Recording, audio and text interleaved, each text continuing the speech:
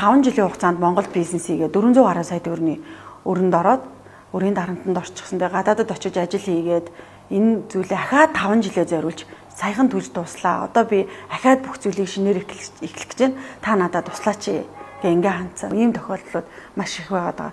Хин нэг даган дуурайгаад бизнес хийчих. Өө манай найз хүсэлгүүр ажилласан ч ашигтай байдаг гинэ.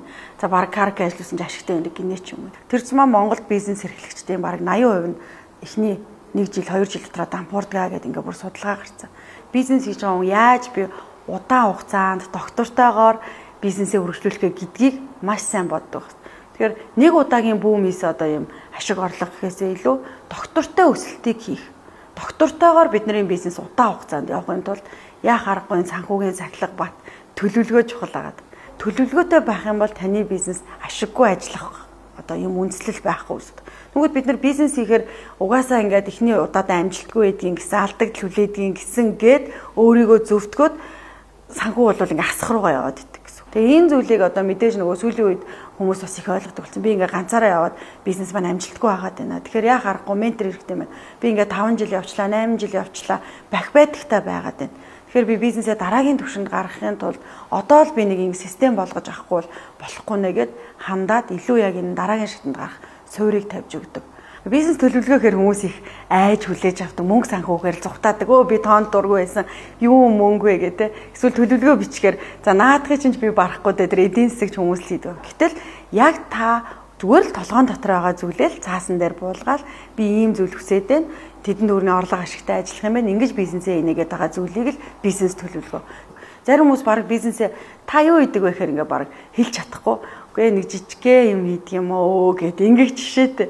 Тэгэхээр чинь л нөгөө бидний бизнес цаашаага дараагийн шатанд гарч хөгжиж гоё амжилттай байх боломжоо ингээ бид нар өөрсдөө хаагаад байгаа юм шиг санагддаг байхгүй. Тэгэхээр бизнес гэдгийг те нэг бараал зарах гэд ойлгочод байтал үйлчлэгээгээ л үзүүлэх гэд ойлгочод байтал цаана нь бизнес бол систем байгаад байдаг. Илүү төлөвлөх, тэр орлогоо хянах, өртгөө сайн тооцоолох, зардлаа хянах ч юм уу, хүнээ удирдах гэд маш олон зүйлийг яг ингэж зэрэгцүүлж, баланслж авч явах хэрэгтэй байгаа. Тэнгүү зарим нь болохоор мэдээж нөгөө эдийн засаг суурьтай хүмүүс бол тооцоогоол маш сайн бодоол төлөвлөөл, тэ маркетинга дутуу орхитуулах ч юм уу. За зарим нь болохоор хитрхийн маркетингтаа анхаарчаад маш олон үйлчлүүлэгч хүрээд ирэхлээр ачааллаа дийлэхгүй өөрийнхөө брендингийн нэр хүндийг буцаагаад унгах ч юм уу. За зарим нь болохоор хүний нөөцөө удирдах чадахгүй, хүмүүстэйгээ харилцаж чадахгүй, өөрөө манлайлал үзүүлж чадахгүй. Тэгэхээр яг жижиг бизнес эрхлэгч бидний хувьд бол гаргадаг бүх зүйлээ зэрэг хийнэ гэдэг нь өөрөө хэцүү. Гэхдээ эднийг ингээд зэрэгцүүлж авч явахаас өөр аргагүй байдаг юм. Зөвхөн бизнесийг мөнгөний нүдээр харах юм бол тэр бизнес маш богино хугацаатай, амжилтгүй, удаан хугацаанд доктортой явах тийм нөхцөл хангахдахгүй байна. Тэгэхээр тэр бизнес чинь таны хийж байгаа бизнес бусдын одоо ямар асуудлыг шийдэж гэнэ вэ те? Чиний өөрийн бусдад нийлүүлж байгаа үнц нь хэр байна вэ? Бид нар хин нэгний асуудлыг шийдэж байгаа шүү дээ те. Тэгэхээр та ч гэсэн хин нэгний асуудлыг шийдэх чадвартай. Зүгээр нэг бэлэн утас зарахаараа би хиний асуудал шийдээд байгаа ингэж ярьдаг байхгүй.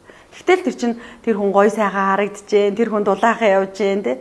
Жижиг дунд бизнес эрхэлцэл ихэнхдээ одоо ингээл нэг дор хаяж 5-10 хүн бид нар цалинжуулаад ингээл ажиллаж шээ. Тэр чинь хүртэл нийгэмд оруулж байгаа маш том үнц юм байхгүй. Тэгэхээр тэр бизнестэй маш гоё итгэлтэй байх юм бол бизнес маань ингээм амжилттай байна гэсэн үг. Тэгэхээр амжилттай бизнес эрхлэгчтэй уулзаал ингээл сайхан яриа өрнүүлж хахад бол дандаа ирээдүгөө хартсан байдаг. Ирээдүгөө тооцоолсон байдаг.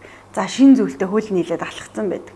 Өөрчлөлтийг бизнестэй шинэлэг гой гой зүйлүүдийг оруулж ирж байдаг. Тэнгүүд бид нар өнөөдрийнхөө байгаа зүйлийг ингээд тооцоолж чадахгүй ч юм уу ийм байгаад харж нөө ирээдүгөө харж чадахгүй шүү дээ. Тэгэхээр яг өнөөдрөөрөө биш миний бизнест ер нь ямар гоё шинжилэлт өөрчлөлт байна. Би яавал ирээдүйд ингээд те 5 жилийн дараа яг тэр тавьсан байгаа зорилготой хүрч чадах уу гэдгээ олж харчаад түүнийхээ төлөө яг нөгөө тууштай гэдэг тэр зангаараа хичээх юм бол яг л тэр амжилттай бизнес эрхлэгч байгаад.